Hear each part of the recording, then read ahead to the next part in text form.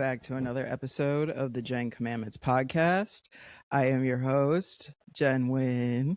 I'm an engineer currently working in Wisconsin. I grew up in the Chicagoland area and I went to college in Michigan. Hey, what it do, baby? I had to take a break last week. I didn't have shit to say. I didn't have nothing nice to say, nothing to say it. You know what I mean? Actually, though, instead of podcasting, I really took the last, I don't know, 2 weeks because today's Monday night.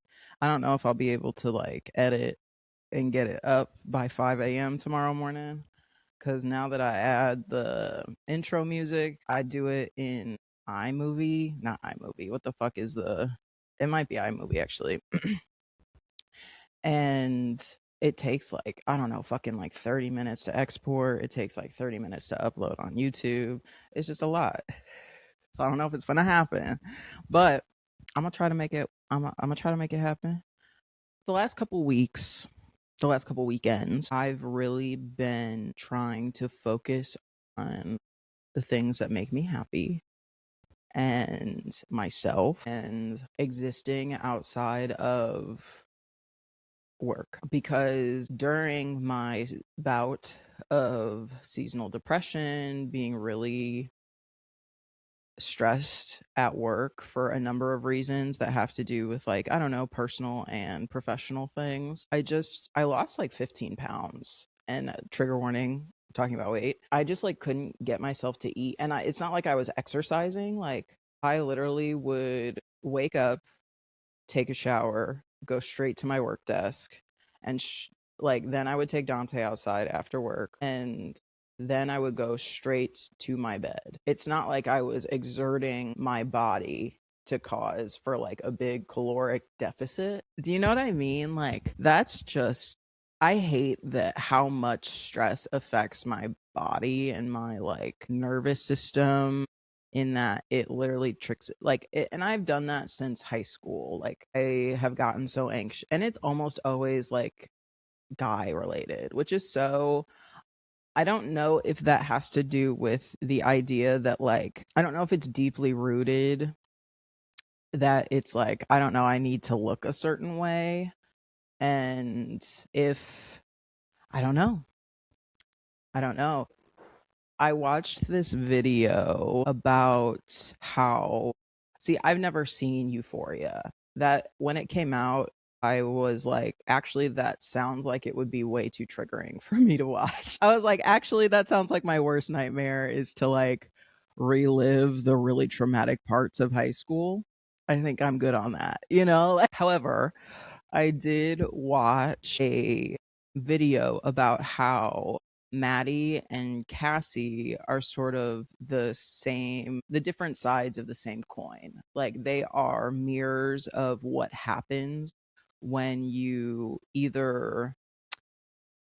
care so much about male validation that you fawn for it, or you you put so much worth into how a man treats you, and that is a reflection of your worth in a weird sort of way. um and the weird thing about Maddie, I really identify with tough girl, the I'm so confident that I will walk away from anything, anyone. I know that I'm the prize. A requirement to talk to me is to treat me with respect. I really identify with that. The like requirement of princess treatment is so funny, but like I identify. And I think even if the world perceives somebody like Maddie to be nonchalant, doesn't care what anyone thinks, like really her own main character, I'll see if I can link that video because it was really good. I watched it more than once and I think it's only like 13, 14 minutes. At the end of the day, though, the person that she does care about and that she wants the validation from, if she doesn't get it, like it does, even if she doesn't let the world in on it, you can tell it bothers her. And I think it's a lot. It's a lot. And so I've been really reflecting a lot on the role that we play in our own suffering. Okay. Because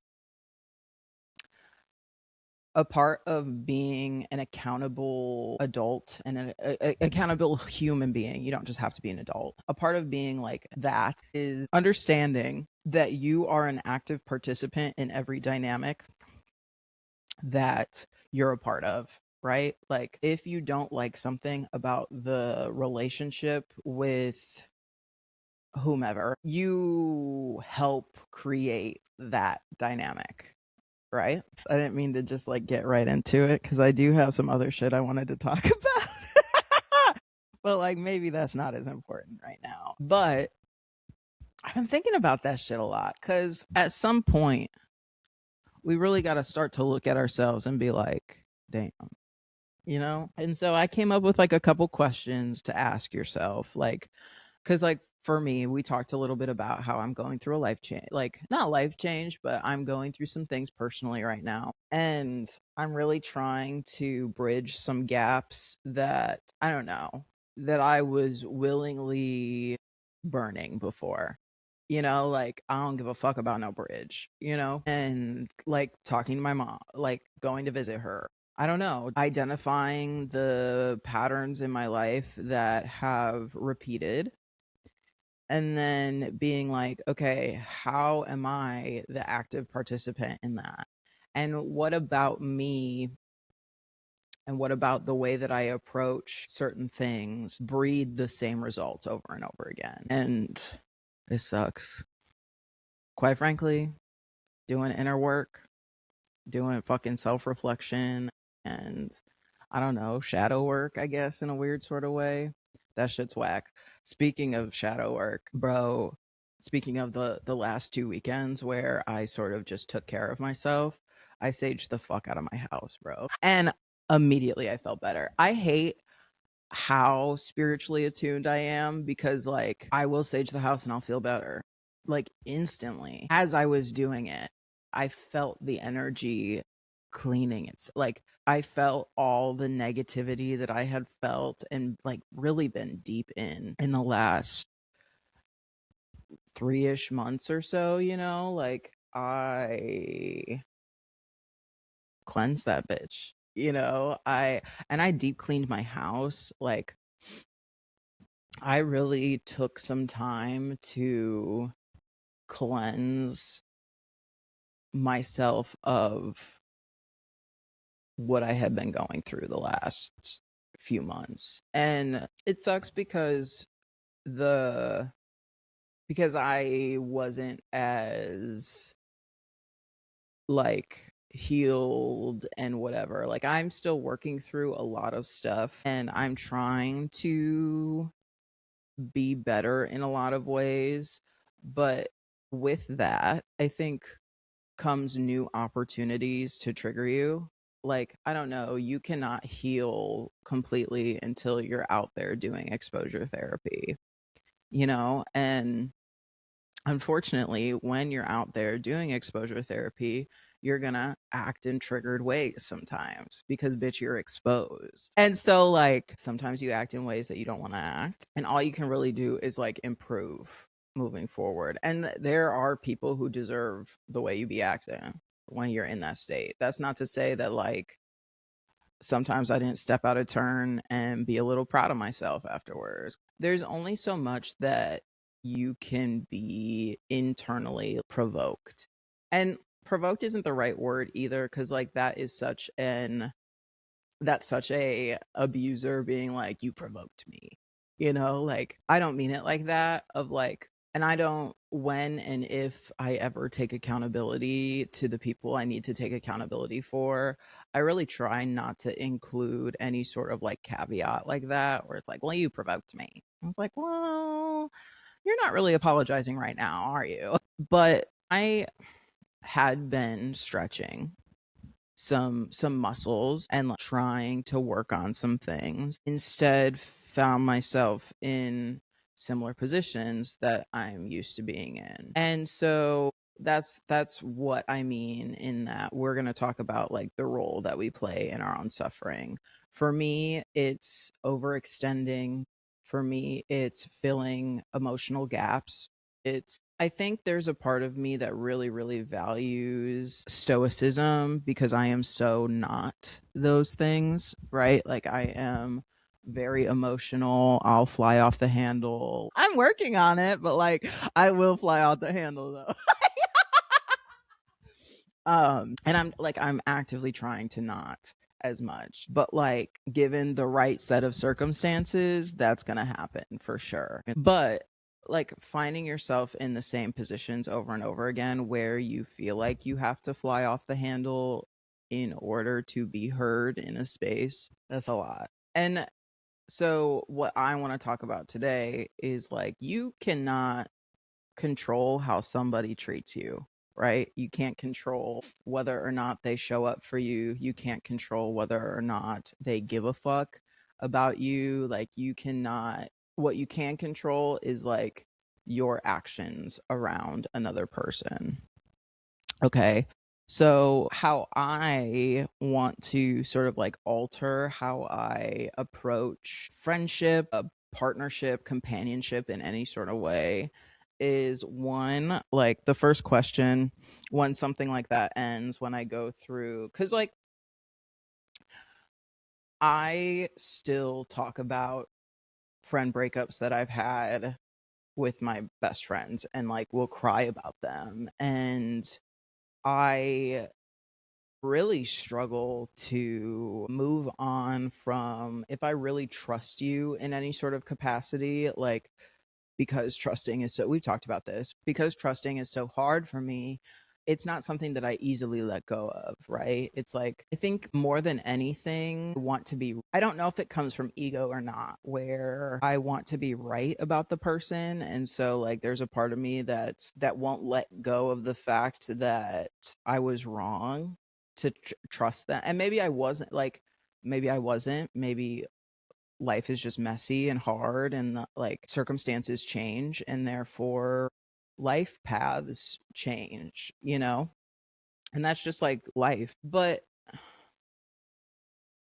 I think when these types of things end where I am like forced into self-reflection mode where I'm like, "Oh my god, how do I avoid ever going through this again?" Cuz that's really like when I go into this very like self-reflective, when I turn inward where I don't really have shit to say for real because I need to figure out what it all means to me before I can fucking talk about it. Here's some ways that I want to like start to approach relationships differently. Okay. Some questions to ask yourself when you're doing this reflection, when something ends that was important to you, to, like we said, to help sort of try to avoid it, I guess, in the future. The first one I have is, what did I see early on that I ignored? Because listen, you ever be talking or hanging out with a motherfucker and you're like, actually, I didn't like that, but you hear him out instead. You're like, I know that I feel weird about that, but I'm gonna let it go for now. Don't do that. Don't do that. You know what your morals are. You know what your standards are. You know what your desires are. Like, listen, if you want a lover boy, if you want somebody who is going to not be shy about the fact that they love you, why are you talking to that avoidant man? Why are you talking to that man who doesn't give love frivolously? To prove that you're worth it? Because what's the point of this here? What is your end goal? Is your end goal to prove that you're worth love? Or is your end goal to be loved the way that you deserve to be loved? Because I think for a lot of us, our desires to be loved, our desires for companionship don't necessarily come from self-love. They come from like the need for validation. That's not the best way to conduct a relationship, whether it be romantic or not. If your desire to feel loved doesn't come from a place of I want to be celebrated and pushed, I guess, and not from a place of like you need to change this because I asked you to, but from a place of like, I see so much positivity in the way that you conduct yourself, and in the ways that you conduct yourself, I see reflections in ways that I would like to conduct myself. And not even like your people around you don't need to become like carbon copies of you. That's not what I'm saying. I'm saying that you should have people around you that inspire you to be better. And but accept you for the things that you have shortcomings about. Like, what I really admire about a lot of the friendships that I have right now, and the reason why I feel like I get to be so selective in every facet of my life, who I consider my family, who I consider for companionship, who I consider for, and companionship doesn't have to be like romance. I view my friends in a lot of ways as my life partners because they are, because I live my life with them. And what I really love about many of our, most of my, if not all of my relationships to people is that I don't feel shamed when I am imperfect, but they will be like, "Hey, I can the version of yourself that I can see, or that I would like you to like, that I feel like you probably, cuz knowing me is knowing that I want to be an optimal version of myself, and being like, I think here's some things that could help you on that journey." And I think a lot of times that type of honesty at the beginning of relationships in any context is really hard. It's really hard to be like brutally honest that way, of like, I want to see you do better and here's how. I think that's hard, and like people not being able to receive that feedback but willing to give it out is tough. And so, if that's something like, for example, just coming back to what did I see early on that I ignored, I think those mental notes should be a little bit more important in those beginning stages of like, this annoyed me, or these morals don't align, or whatever. And instead of like battling through them, just being like, word, having a higher level of discernment and not desiring the validation so much, I guess. So some action items for me that I wrote down for this was start documenting early discomfort. This is something I've gotten a lot better with over the last, I want to say, year. I have a notebook in my room that I write letters to men in. Like, that is the only reason that that notebook exists. Whenever a man upsets me, or like treats me in a way I don't appreciate, or even when I'm really happy with a man, like anytime that I have an emotional reaction to a man, whether it be positive or negative, I close that emotional loop by writing down my feelings about it, because almost never have I expressed my feelings to a man and them be able to receive it in a way that like really makes the situation better. Like, men witness emotional competency and just like shut down, and it's so like embarrassing for both parties, because like I take it as rejection, and even if it's not, in a lot of like, I think men's incapability to meet you with emotional tools that they've never been forced, or like, the I guess some of it's trauma that like women have had to be emotionally competent our whole lives, like, but like them not being able to meet you there isn't embarrassing for you. It's embarrassing for the other person who doesn't know how to articulate themselves in a way that can at least try to meet you. Like, it doesn't have to be perfect. It is more embarrassing, in my perspective, to not try than it is to try messily. And so, like, start documenting your early discomfort, start a journal. I would go through and read, like, when I'm making decisions about whether somebody deserves to stay in my life or not. I be reading through. I'll be like fucking with my monocle on, right? And being like, oh, on October, whatever, you made me feel this, this, and this. And that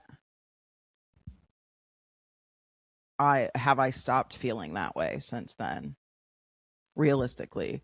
Has the feeling that you felt then, has that been resolved? Do you feel like that this person did a good enough job in their repair attempt then to make things better? And then has their actions been consistent enough for you to be like, this person values and respects my input on them enough to integrate, right? If the answer is no. And then the other one I have is don't override your body's intuition with optimism. Like we talked about, like I could barely eat a fucking meal for like 3 months because of the interpersonal dynamics between like my personal and work life. And baby, if you can't eat, that's another thing also. There's another thing also. Um like women will be like, I don't know, since I've been dating this man, my stomach always hurts, like I feel ill. Baby, your body is rejecting him. You need to leave. Okay? You need to leave. And I'm not talking about just the like this situation. I'm talking like in general. If your stomach be hurting at the thought of him coming over, dump him. Are you serious? Figure it out. Next is the next question that I have to ask once a dynamic like this or that you're going through some sort of change is, where did I overfunction in that dynamic? And this goes for anyone. Like at some point, like if you build up enough resentment for someone that you like walk away from someone, um, you have to evaluate like, where did I have expectations of this person that they weren't meeting? Why did I have those expectations on them? And was it because I felt like I was putting in XYZ and wasn't getting the return on investment or whatever? Not that it's transactional like that, but like human dynamics are like that. Like, if you are not receiving what you perceive as equal or more from a dynamic, you're going to slowly start to resent it. And at least I will. I don't know if everyone's like that. I am. And instead of building resentment, I implore you to just fucking leave. You go, actually, and that's sort of like my bigger point here overall is like, baby, just leave. And leave the first time that you get annoyed and leave. No. My next question is, okay, well, action items that I had from where did I overfunction? I have like mere effort, but I also put like an asterisk there because I like don't, I hate the idea of matching effort. As we talked about last time, once I feel like I need to match effort, I get real ugly. Like, because if I'm pulled out of myself enough to where, because naturally I am very like accommodating, naturally I want the vibes to be good. Like, I am a happy go lucky girl most of the time. Maybe that's a lie. I don't know. I actually have no idea how the world perceives me, honestly. For me, if I get to a point where I feel like I have to mirror effort, it seems like a situation that I should probably just leave, because like if I'm pulled out of myself, if I feel like I need to dim myself down for anything, I don't know if that's the place that I should be. I also have stop filling gaps where you see if that person does not show up for you the way that you think you shouldn't over explain yourself. You shouldn't like, well, that's okay, I'll do this, this, and this to help so that you don't upset me next time. Or I'll do this, this, and this to make sure that he is set up for success in these ways. And I'll over accommodate by doing this, this, and this. Here's the tea of it: people only do what they want to do. Okay? If they want to, they will. Period. And you're showing that by over accommodating. You're like, I want this, so I will. And they're like, great, keep on. Because whether it's conscious or not, you are teaching them that they don't need to put effort into, because you're always just going to overextend for them. And like whether that's like consciously rude or not, I don't think it is in a lot of cases. I think it's just like, well, this is the way that it's always been. And actually, I'm sort of upset that you expect anything more from me, because this is the way it's always been. This is the way that you taught me how our dynamic goes. And that's what I mean. Is like we play a part of it. We teach these people that they can treat us sort of any sort of way, and you'll still love them, and you'll still like be present and be caring and loving every time they need it. Like, why? You're not getting the things that you need. You're not being. And then I also put let silence reveal investment. I think there's not a lot that brings clarity to the importance of a relationship than it leaving or it being separated for a while. I think you really get a lot of time to reflect on what that person means to you, and that dynamic is something that you see as beneficial in your life, whether you know, like, you really get a lot of time to see the dynamic for what it is, see your part in it, see their part in it, and then be like, okay, is this something that I care enough about to repair, like something like Jessica and I, right? Where we took some time apart and we were like, okay, I do want to do this life with you. And actually my life is was worse off because I don't have that extra support and the value that you bring to my life, despite the fact that there could be some downsides, right? It's not like an easy relationship, but it is a worthy relationship of whatever discomfort I have to or she has to face in order to move forward. So I don't know. I'm big on let's just leave it for now. I'm big on that. I'm big on like leaving, because one, I'll leave any situation where I don't feel valued.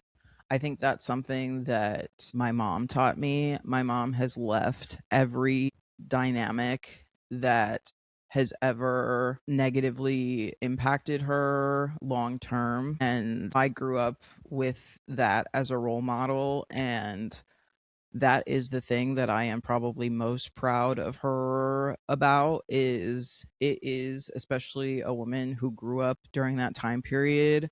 I think it would be incredibly difficult to have the balls to stand on your own and like be like, no, these relationships that have these relationships that she's been a part of may have even been better than the relationships that she saw growing up, but they still don't fulfill her in the ways that she desires. And I'm really impressed by that.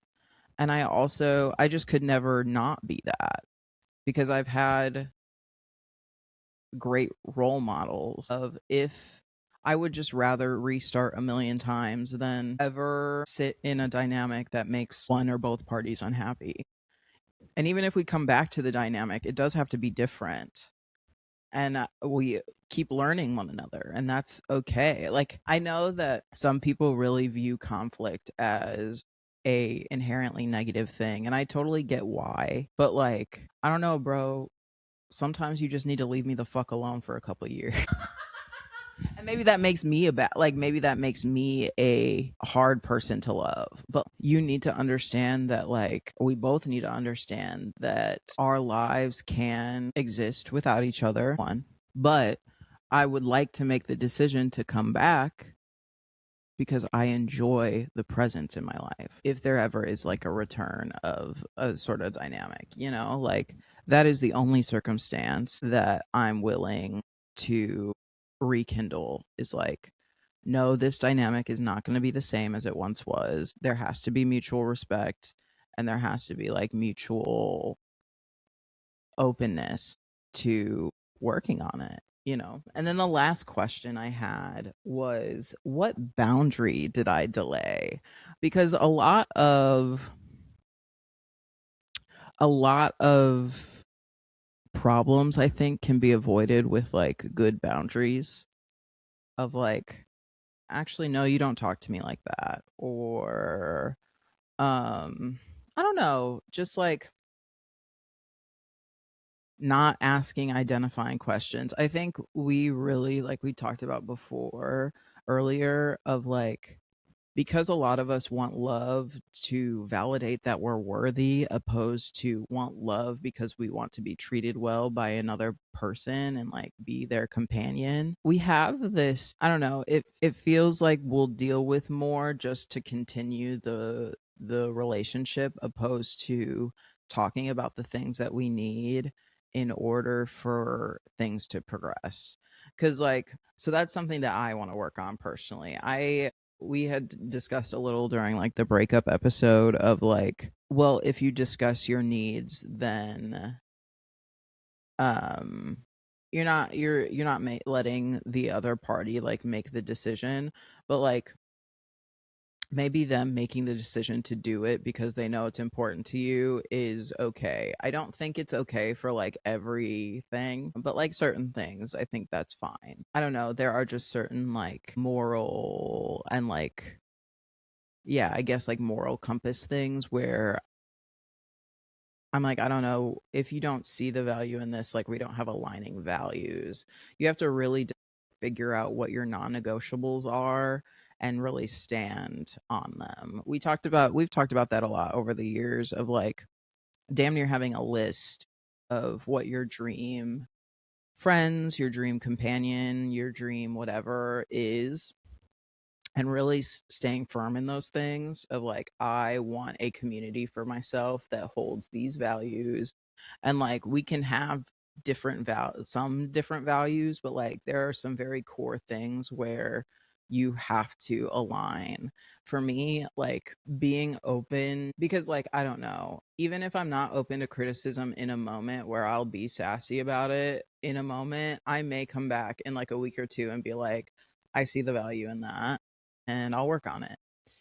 Where like if that never happens for some folks, that's totally fine. They see arguments as just like things to get over. I'm like, no, how do we learn from these things about each other? Like, and I don't know, mutual attunement and mutual like figuring out how to best like optimize our partnership, I think is really important to me. And I think it's something that naturally flows with a lot of my friends of like, I learn them, they learn me. And like most of the time, I don't know, there will be times where I'll hang out with people and then afterwards I'll be like, I was sort of a bitch there and I didn't even really realize it until just now. And like, oh, or I don't know, my tone there wasn't as like what I wanted it to be or whatever. And it's not that you need to be like constantly self-evaluating, but I do think that like because I love certain people, I'm going to put a little extra time and effort into thinking about, am I treating them the way that I want to be treating them in order for our relationship to okay. This relationship is like important enough to me that I want to make sure that it continues, and so therefore I am going to reflect on XYZ in order to ensure that, you know. And I think a lot of people view love as, well, the other person just needs to accept me as I am. And I do think that's true in a lot of like, yes, you should accept your friends as they are and whatever, but like I think a lot of people then don't also do the opposite side of that, where it's like, okay, yes, your friends should accept you for the way that you are, but at what point is the way that you are also sort of not great sometimes? Like the self-reflection and the self-awareness of it all, I think a lot of people struggle with, and I think I do too. What boundary did I delay? I put in here like, bro, you should just walk away when you notice respect isn't reciprocated. And then also don't be afraid to step back right when your needs aren't being met. Like, I don't know. I think there's, at least for me, there's pretty early on where I'm like, I guess. Yeah, not I guess, but like, I don't really know how else to describe it. It's just like damn near like they didn't follow the script. I think that's part of us liking the potential of things more than we actually desire, like getting to know something for what it is. I think you should have no expectations of another person. This is something I struggle with. I need to work on not having expectations of the way people should be and allow them to show me first before I, cuz I'm good at, historically I've been decent at reading people, and so I make a lot of assumptions and I don't let them reveal themselves enough. I think I trust myself a little too much when I need to trust and believe people's actions, and whether or not they show up in the ways that I need.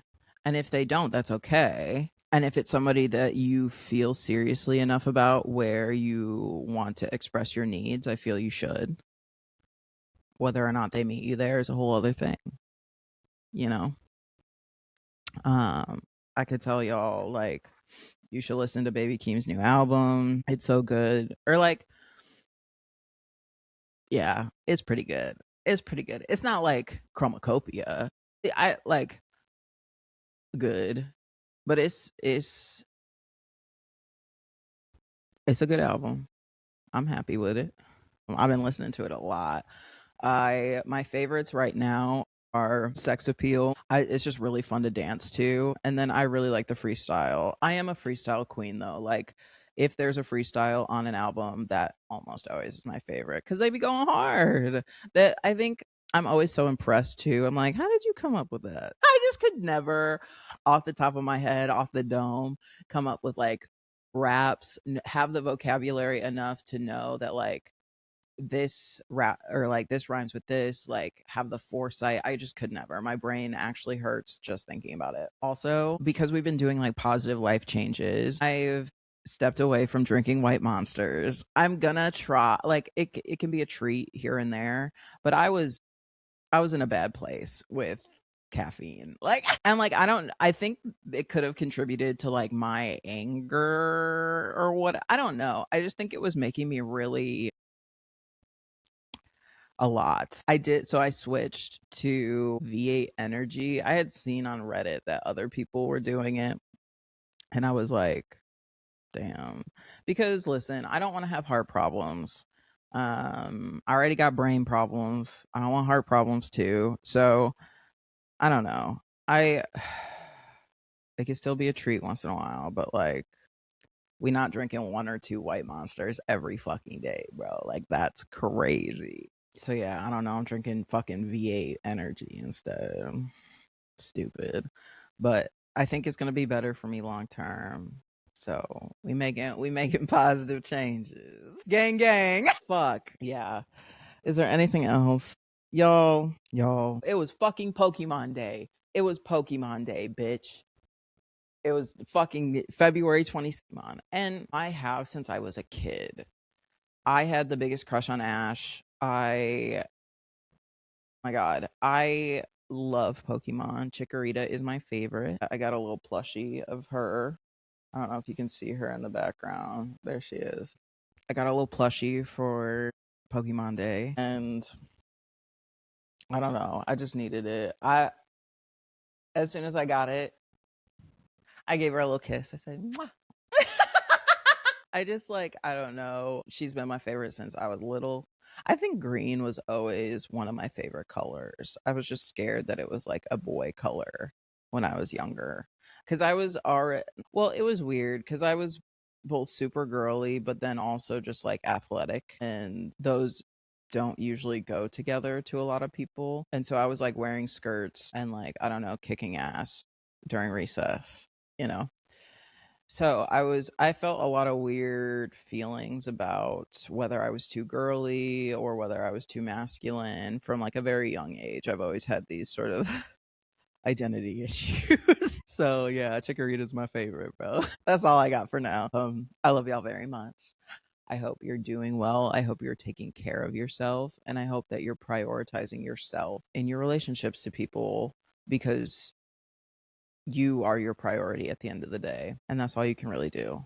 So I'm very proud of you all. Make sure to wash your face and drink some water. Okay. I will see you next week. Hopefully. Love you. Bye.